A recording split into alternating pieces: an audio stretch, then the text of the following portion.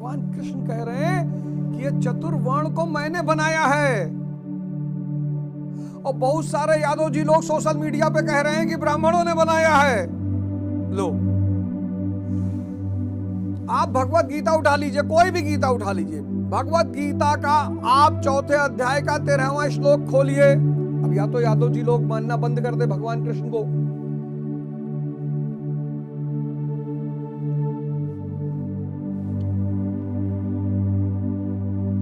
या तो यादव जी लोग मानना बंद कर दे। ये भगवान कृष्ण कह रहे हैं, भगवान कृष्ण। लोग बड़ा ब्राह्मणों पे इल्जाम लगाते हैं, सब ब्राह्मणों की रचना है। लेकिन एक बात मैं आपसे कहूंगा कि जिस वर्ण व्यवस्था की भगवान कृष्ण बात कर रहे हैं वो ब्राह्मणीय वर्ण व्यवस्था से अलग है। इस बात को तो मैं भी कहूंगा। ब्राह्मणीय वर्ण व्यवस्था जाति आधारित है और कृष्ण की वर्ण व्यवस्था कर्म आधारित है। बुद्ध की वर्ण व्यवस्था कर्म आधारित है। ये जाति आधारित वर्ण व्यवस्था, सॉरी, ये जन्म आधारित वर्ण व्यवस्था, ये भारत की बर्बादी का बहुत बड़ा कारण है। भारत की बहुत बड़ी खोज है वर्ण व्यवस्था। मैं जन्म आधारित वर्ण व्यवस्था का कभी समर्थन नहीं करता, लेकिन चूंकि भगवान कृष्ण कहते हैं कि मैंने बनाया, और किस आधार पे बनाया? अब देखिए, भगवान कृष्ण कह रहे हैं कि भैया वर्ण व्यवस्था मैंने बनाया। भगवान कृष्ण कह रहे हैं कि भाई वर्ण व्यवस्था मैंने बनाया।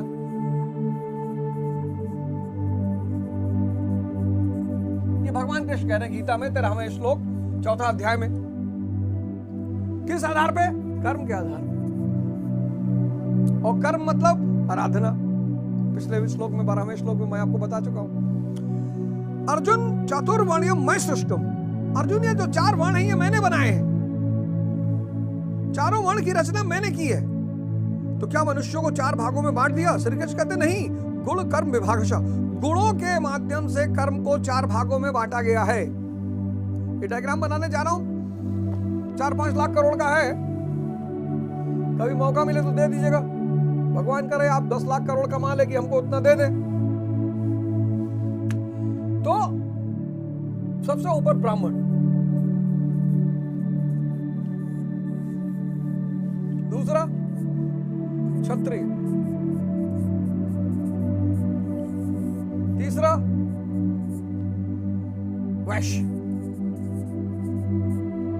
चौथा शूद्र।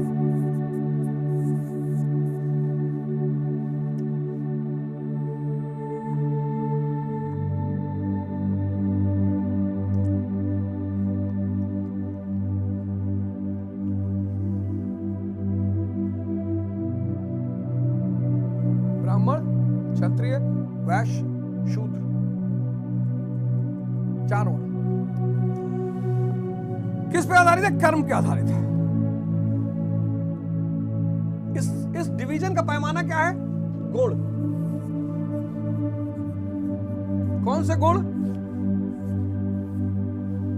सत्व, रज, तम।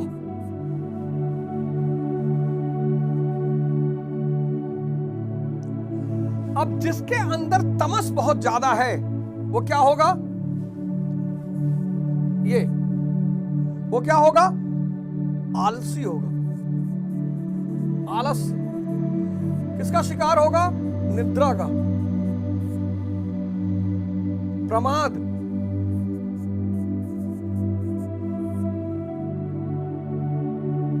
कर्म में ना प्रवृत्त होने का स्वभाव,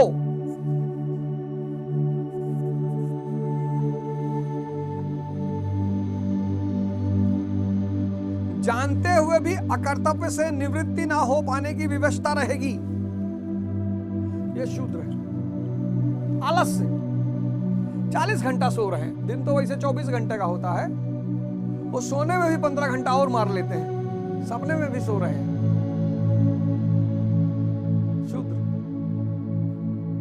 तमस की प्रधानता यानी शूद्र। अब आज आप चेक कर लो, आप में से किसके अंदर ये सब गुण है। महान देश है भारत। बड़ा दुख होता है जब मैं आजकल देखता हूँ लोगों को एक दूसरे को गाली देते हुए, मैं सोचता हूँ ऐसे ही 18वीं शताब्दी में जब अंग्रेज आए, देखे सब एक दूसरे को गाली दे रहे, बोले मैं कब्जा कर लो। क्लाइव, वॉरेन हेस्टिंग, ये लोग जब बैठ के देखे, बोले भाई ये तो सब आपस में लड़ रहा है। मुझे समझ में आता है 70-75 साल हो गए आजादी के, कोई मारा नहीं और पुरानी आदत है मार खाने की, तो एक भाई दर्द, तो आदत कहां जल्दी छूटती है।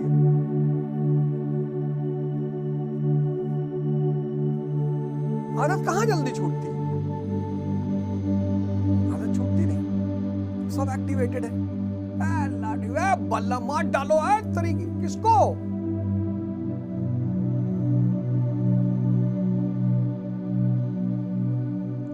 हमको नौकरी नहीं मिल रहा है, कंपाउंड का परिभाषा बताओ।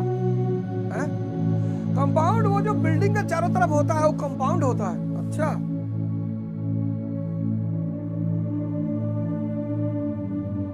बिना आरक्षण के डॉक्टर अंबेडकर भगवान बन गए। बिना आरक्षण के डॉक्टर अंबेडकर भगवान बन गए।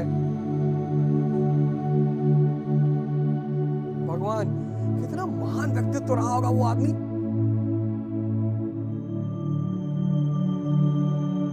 आरक्षण मिला, अच्छा हुआ,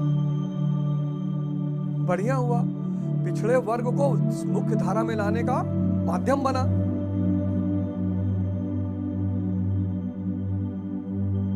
पिछड़े वर्ग को मुख्य धारा में लाने का माध्यम है वो, सिंपल।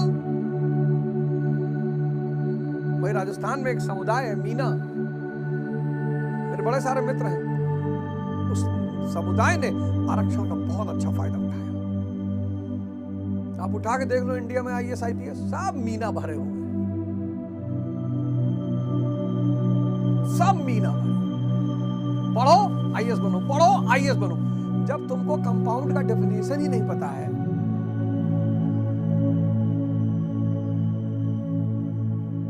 मैं गया था LPU में, लवली प्रोफेशनल यूनिवर्सिटी में, 2500 लड़के बैठे हुए थे, अभी 3-4 दिन पहले की बात है। मैंने कहा 5000 का एक सवाल है, बोले जी सप्ताह में। हाँ जी पूछो पूछो जी, पूछो जी पूछो। हमने करेंसी सिस्टम कब पैदा होता है?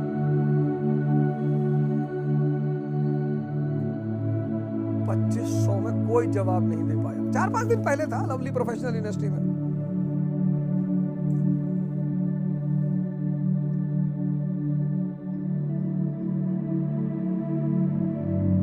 शिक्षा से बड़ी कोई शक्ति नहीं है इस पूरे ब्रह्मांड में।